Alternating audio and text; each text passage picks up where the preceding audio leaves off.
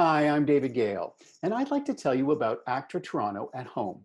First, a huge thank you to all of the frontline workers and basically everyone who is keeping our lives going during this historic epidemic.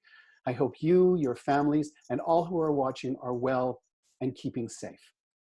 Like many of you, I'm self-isolating at home. Now, you've no doubt heard this a lot in the past short while. These are unprecedented times. I know I can't count the number of unprecedented times I've popped a chocolate almond into my mouth in the past hour. And that's what this vlog is all about. Not the chocolate almond, but sharing morsels of sweetness in these challenging times. On ACTRA Toronto at Home, I'm going to speak to members who are making a difference at home or from their homes. We're going to share good news stories and shine a light on the members who are stepping up. Today, we are featuring a good news story from Toronto fashion designer and ACTRA member Diana Coatsworth. Diana has amassed an army of sewers that she calls the Sewing Army. Her battalion now boasts more than 3,400 volunteers. These sewers, makers, and helpers work across North America and sew face masks and scrub caps for organizations in need. Collectively, they have sewed more than 26,000 pieces of PPE that have been distributed mainly to frontline essential workers in hospitals, cleaning businesses, and long-term care facilities. So today, let's talk to Diana Coatsworth on Zoom at home. So how are you doing, Diana? I'm very good. Busy? Busy? Busier than ever. Mm-hmm. I was always known to be a very busy person, and now I've topped myself. It's astounding that people are saying that they're at home and yet they're busier than they ever were. I'm finding that as well. One or the other. It's one or the other. It's sort of like you are more busy, or you just are like, and you know, the waves happen, right? Some days it's just the chips and wine in bed seem to be the best plan. Delicious. And you're watching, of course, you're watching Canadian television at the time. Exactly. Of course. Yeah. So tell me, you've amassed this 3,400 strong army that is growing. How did you come up with that idea? Where did that come from? Because when the pandemic started, my work kind of halted. Obviously I'm an actor with in film and TV mostly at this point, and almost also a fashion designer. And the shows that I was prepping for 3 months, where I don't really get paid and all my money is going out to production and all this sort of stuff, got halted. The shows where I would make the money back got halted within a week of actually doing them, the one-of-a-kind show and all the rest of that. So I was kind of like, oh my God, had that panic moment, as we all did. And then just read like crazy, and saw that in the States, where it was much worse already, people were asked to wear bandanas to work. I mean, nurses in hospitals and clinics, and they were already at a massive shortage for PPE.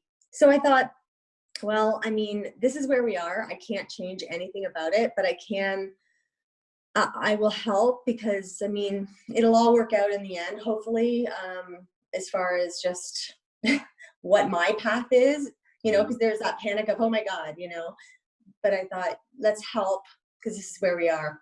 So thankfully, right off the top, I thought, I want to do a Facebook group, because there's going to be lots of people that I was doing these like little sewing tutorials in that first week when we were all just entertaining each other and like doing everything online, just to try to ease the stress of that time, that initial moment. Right. And so I was doing like little fun sewing videos, how to sew on a button, how to do this. And then the third one I did for friends was how to sew a face mask. And it was a little somber. And I was like, ooh, I guess we are there.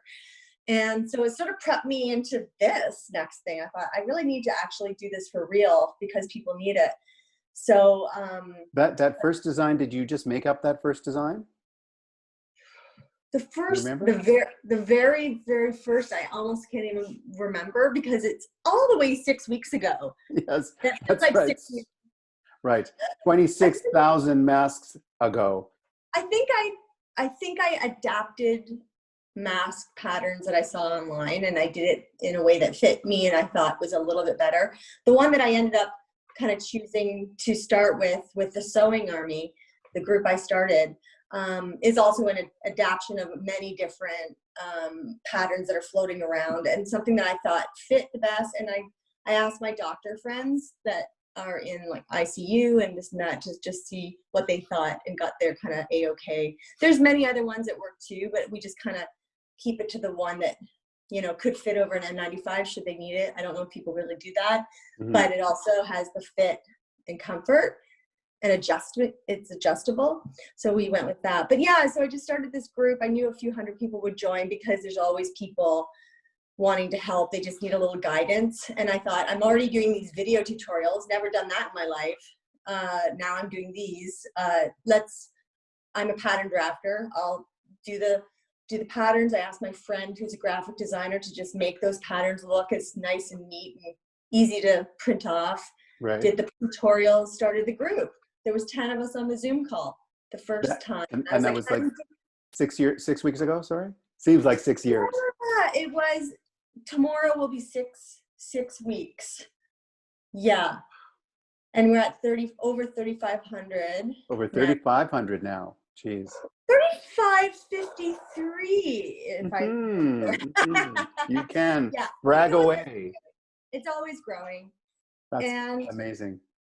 Yeah, we have like people. I mean, it's very concentrated in Ontario because I'm here, but I mean, it's all over the world. It's all over North America, but the information's free. The information is needed everywhere. So there's no need to like, it doesn't matter about where you are. It's really just, and they're not necessarily reporting back to you from other places around the world? We share congratulations, we share cheerleading, we share information in that group.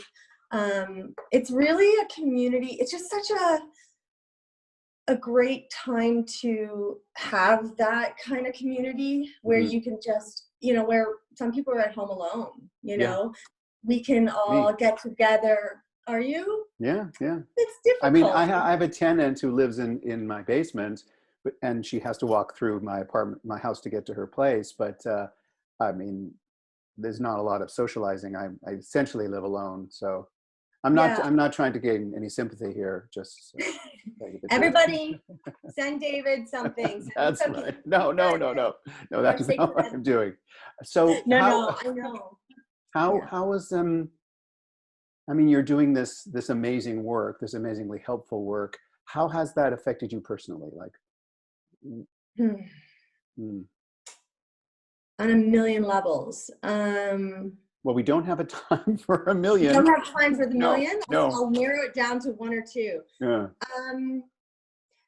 It keeps my mind off things that are negative and that depress me. One, like if we're just talking me. Yeah, we're talking. I mean, that is a big thing. I'm very focused on the positive. There's so much positive in this that, you know, and I get those emails and I get those messages and requests from people that are really hard to hear. But for the vast majority, and you know, and this is why we're doing it. But the vast majority is so positive that it's like, I'm on a high. After this is done, I'm retiring, by the way. No. Retiring from which part? I don't know. No, I don't know. But I'm just saying, like, it keeps me going. It keeps me motivated from day to night. I just feel you don't get tired of it. I get tired, big time. I get really tired, but I mean, it's okay. You know, it's a good tired. What are you gonna do? You know, I can take time if I need it. The thing is running. It's running on its own. But it's a crucial. I'm a crucial part of it too. We've set it up so people are proactive and are able to. I'm not setting it up like a business, like I'm a boss and you have to give it to me, and the only way this is going to work is for me to have it.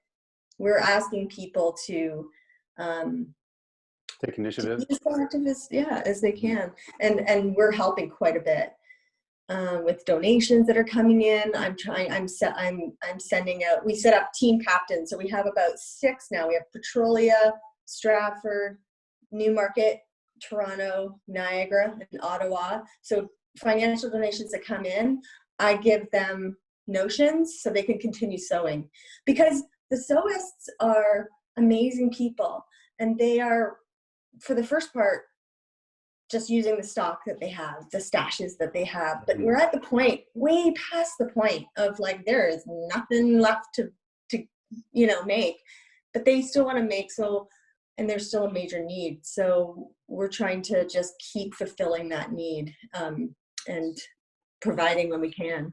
So if somebody were to want to know about this, they'd go to the sewingsarmy.com or the Facebook page, and they could see where to donate, or if they want to actually contribute, become a sewist. I didn't even know that was the term. I thought it was a sewer. It's a sewist. Well, it's funny because like maybe a month ago, I was saying sewer, sewer, sewer, sewer everywhere. And they're like, can we not say sewer? Because it is, when you write it out, it looks like sewer. I know. I was, the sewer army, I thought, is a strange thing. We're the sewing army. Yeah, sewing. But yes. So I changed it to sewist. Sewist. It seemed to be okay. Okay. We got men, we got women, Amazing. So this is all about. So I would say go to the website. It's easier to see if they go to the website. They can join the Facebook group from there, but Facebook's not really set up to be easy to read when you first join in. It's sort of like a jumble of everything. So the website, which my friend has created, is just amazing, and it really lists out how to start. You just go to how to start as a sewist, or how to donate. And it is very clear. Your website's very clear, for sure. Very clear, yeah. So they did an amazing job. Okay, so do you have tell me, this is all about good news stories here at ACTRA Toronto at Home. A good news story that has come out of this work with the sewing army. Some story that you've heard now from one of your sewists, or just anything you can share with us. The one that jumps out, there's again so many. The one that jumps out is that it's so circular, which I think is really amazing. There's a woman that actually lives in our neighborhood, because you're in my neighborhood too. Oh. I think you're just down the street from me. She lives very close by, and she put a request in, like we have a request form, and she put a request in probably 5 weeks ago. She has a food processing plant in Scarborough, and that's an essential worker. So she asked for 200 masks.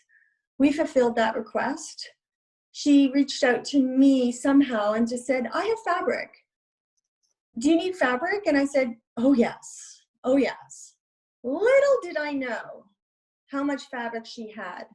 So she had, and now I know her enough to say we have a relationship, though we haven't really face-to-face looked at each other. I've seen her through my rear view mirror, and we had a whole conversation through my rear view mirror. That's so funny. Loading fabric in. But she had a company before she did the chickpea. She's the chickpea lady, Orby. Okay, she's the chickpea chick? Chickpea chick.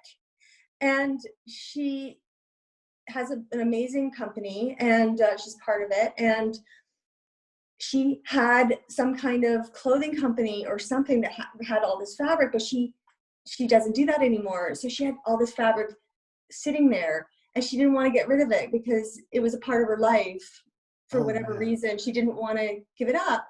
So she gave some to me, and other places too. She gave some to me, quite a lot, like 100 meters. Wow. And I was like, oh my God. So I cut it into 5 meters lengths, gave it away to all my sewists, because I have a porch where people just come up to my porch and they take it. She saw what was happening with this. She saw, because in our group, she's part of our group, she saw all the places it was going. She goes, do you want more? I'm like, yes, yes. She gave me 200 more meters.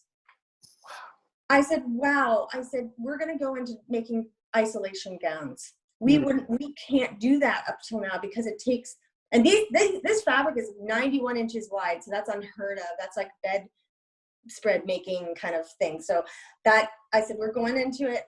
We were able to make 200 isolation gowns. I got my professional cutter to cut it. I made 25 package bundles for sewists. They picked it up, and within days, we had 200 isolation gowns. She goes, do you want more fabric? Yes. Yes, I do. It just keeps on coming. She gave me 700 meters of fabric. She's donated probably, I don't know, in total, I'm not sure. But so for us, it's been probably 1,000 meters. And we just got it all cut. So we have 500 more gowns, hundreds of scrub caps, hundreds of masks from this fabric, and any scraps, I said to my cutter, keep them. We're putting them in my bin at the front. Everybody's using every bit. She feels so great. I said, you know how much good you're doing? Do you know how? And she's like, this is the best thing ever. I said, this was meant to be. This was you. You are really making a difference. And, you know, so it was this circular thing, and it was just amazing. So I'm just like, I mean, that's a big story, and there's a lot of little beautiful moments, lots and lots, but that one just like sticks out as a holy cow. That is truly amazing. Thank you. That's exactly what we were looking for, a story like that. Yeah. So she's the chickpea chick. What are you, the sewing army? What are you? Yeah, her company is Diana Harvest, and they are in, and she gave in the first batch of fabric a bunch of, like 5 boxes of chickpeas. So on my porch, I had boxes of chickpeas. I'm like, guys, take some fabric, take some chickpeas. So it was really cute. Oh man. So I still want to know, like, what are you to the sewing army? The general, Oh, I don't know if I'm a military term, but probably that. Whatever the highest is. I mean, I started it. The colonel. But sure. Is that what it is? I don't know. Something with a lot of stars and lots of stars. And you can sew them on. A whole badge of things. I should do something. Like I should just do. That'd be hilarious. This is fantastic. Thank you so much. I mean, all bigger than me though. It's all it's way bigger than me. But it's flowing through you, and that's the what we want to hear. How people who are still at home, because we're calling this a segment, ACTRA Toronto at Home, how people at home can make a difference, and you certainly make a difference. And David, can I just mention? Yeah. You have no idea how many ACTRA members are part of the sewing army. Tell me. Countless. I mean, if I name them, I'll miss out the other people. Right. There are so many integral people. Sewing, volunteer driving, donating little bits of money, bigger bits of money. So many ACTRA members. And these are people that are struggling themselves, I'm sure. Mm-hmm. And they are stepping up and helping in so many ways. It's just so heartwarming. And I get these messages from everyone saying, you know what, this is really like helping me get through this time, to donate and to do something. So it's just like, well, that's about as good as you can get if this is where we're at, you know. So I'm so grateful to everyone, and thank you for shining a light on it too, because we could always use more sewists and more helpers. So join us. You don't need to be a major sewer. Right. My bet is that you'll get more recruits to your army after this. So thank you so much for what you're doing, and for the time that you've taken just from your busy sewing to come and speak to us, and keep up the amazing work. Thank you so much, Diana. Thanks, David. Thank you. Thank you very much. If you know of a member who is going out of their way to help out, let us know. We may be able to share their stories right here on ACTRA Toronto at Home. Stay safe.